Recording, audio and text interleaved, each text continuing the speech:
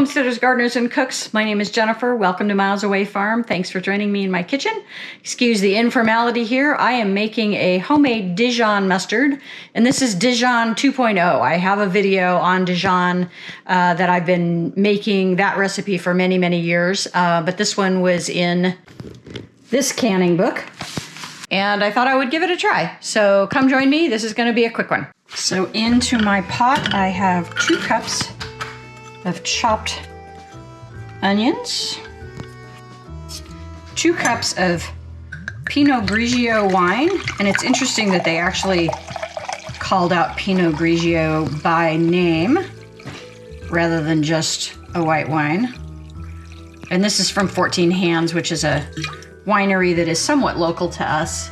I like the quality of their wines, and they're not super expensive. They tend to be on sale for $10 or $11 a bottle, and that is definitely my price range because I am not a wine snob. Also 1 cup of white wine vinegar, and my previous recipe used apple cider vinegar, and since the whole point of Dijon is that it's based on a white wine, it makes sense to use a white wine vinegar here, and I don't know why I've never thought of that before.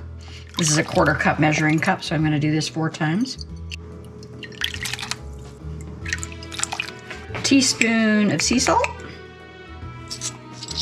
6 cloves of coarsely chopped fresh garlic, 4 black peppercorns, which seems super tiny, and a sprig of fresh rosemary.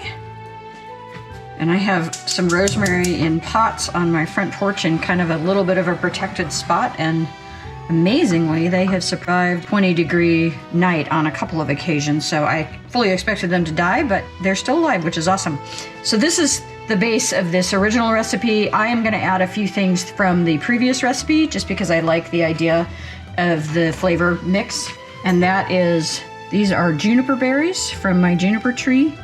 This is the basis of gin. It's what makes gin taste like gin. And the original recipe had this, and I just like the fact that it's wild foraged from my garden in my yard, so I'm going to put those in there. And then I'm also going to include a bayleaf. And so we're going to bring this mixture up to a simmer. We're going to simmer it for 20 minutes, and then all of the aromatics get filtered out, and we're just going to have the wine vinegar liquid mix left over, and then that is what's going to go into our mustard. All right, you can see we have reached a boil. I'm just going to turn this all the way down to a simmer and simmer it with the lid off for 20 minutes. So we're just going to drain off our soaking liquid here, and everything is still warm.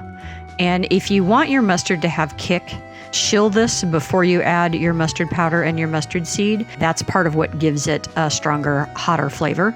If you don't want it to have any kick, then leave your mixture warm. The recipe did not indicate to chill this liquid, so I just went ahead and followed it with it being warm. I'm adding 1/3 cup of mustard powder and a cup of whole mustard seed, and then just covering that and letting that sit for 24 hours so that everything, as Emerald used to say, can get happy.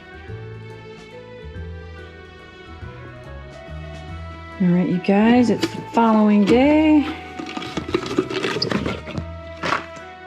This is what our mustard looks like. So basically, most of those mustard seeds have absorbed that moisture. It smells nice and vinegary.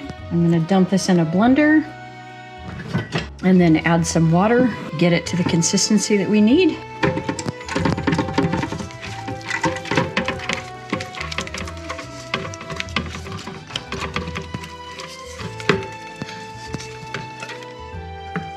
Sorry for the terrible lighting here. The light that is normally behind me has stopped working.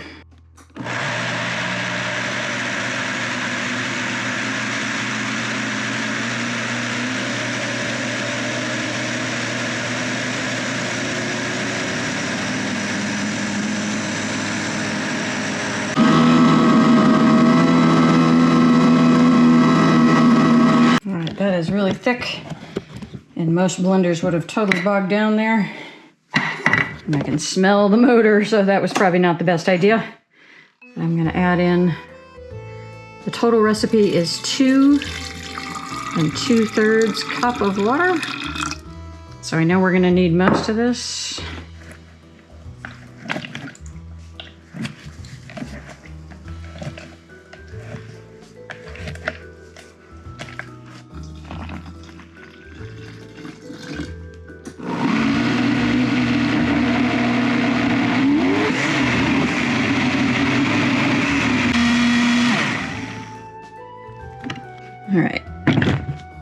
interesting. I've never done this quite this way before. This is where we ended up.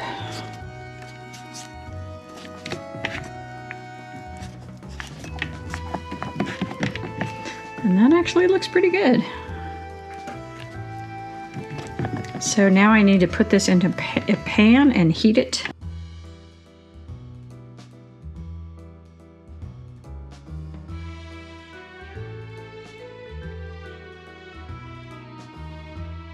All right, we're just gonna bring this slowly to a simmer. And they mentioned in the text of this that it should look like oatmeal or pancake batter, and I think that's just about where we want it. So I'm gonna slowly heat this up, and I'll bring you back when we're ready to put it in a jar. All right, I've been stirring this on fairly low heat for probably about 5 minutes. This is really thick, and so I was really concerned it was gonna burn on the bottom if I wasn't paying attention. So I've basically been standing here stirring it, and you can see we are starting to reach a boil. And the recipe says this makes 6 4-ounce containers, so 24 ounces. I'm going to put most of this into 1 pint jar and just throw it in the fridge because that's what I do with my other Dijon mustard recipe, and I've never had any issues with it going bad. And then I will probably water bath can whatever's left here in 8-ounce jars rather than 4-ounce jars. Mustard is really antibacterial on its own, and so pretty stable product, not a huge amount of risk here. And then of course there's a ton of acid in here with the vinegar. I did add 2 teaspoons of sugar to this. That was in my original recipe, and after tasting this, it just seemed incredibly sharp, and so I thought that little bit of sugar in there was probably going to help tone that down just a little bit. All right, let's get this into some jars.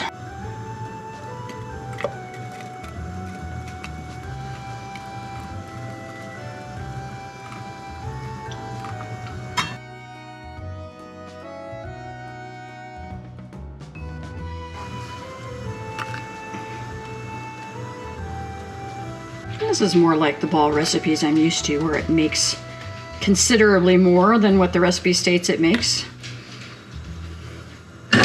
Feels very familiar.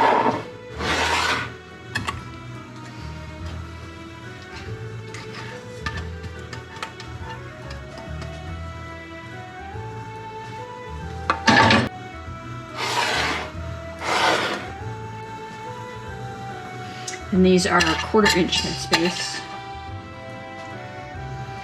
So you can fill them pretty close to the top here.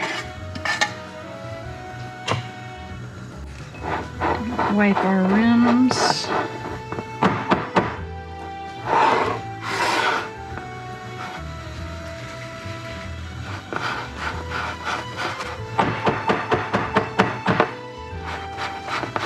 Looks pretty good. So we will water bath these 3.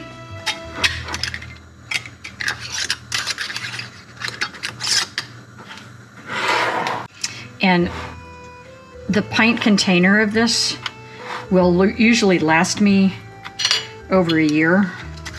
So I might end up gifting these other 2, although I'm sure they're shelf stable for a very long time.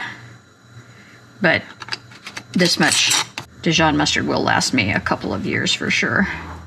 Yeah, the last time I made Dijon was on February of 2022, and it is now December of 2023. So that gives you an idea of how long, you know, a year and a half for a pint container. So this is quite literally 3 years plus worth of Dijon mustard for me. And this water is not all the way hot yet. It's probably about the temperature of the jars. And I'm gonna need to add some more water in there. And mustard often gets milder the longer it sits in storage. So don't necessarily want 3-year-old mustard, but all depends on how spicy you like your mustard. All right, we'll bring this to a full boil and then we'll start our timer.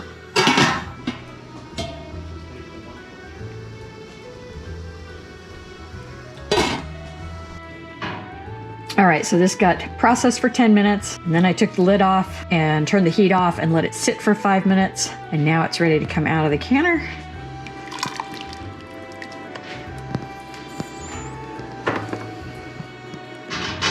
And here we have homemade Dijon mustard. Quite lovely.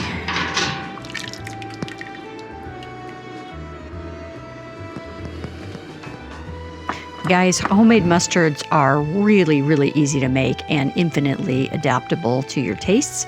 So I really encourage you to give this recipe a try. Thanks for watching. If you like this kind of content, give me a thumbs up, subscribe, leave me a comment, and share. I have new content coming out every week.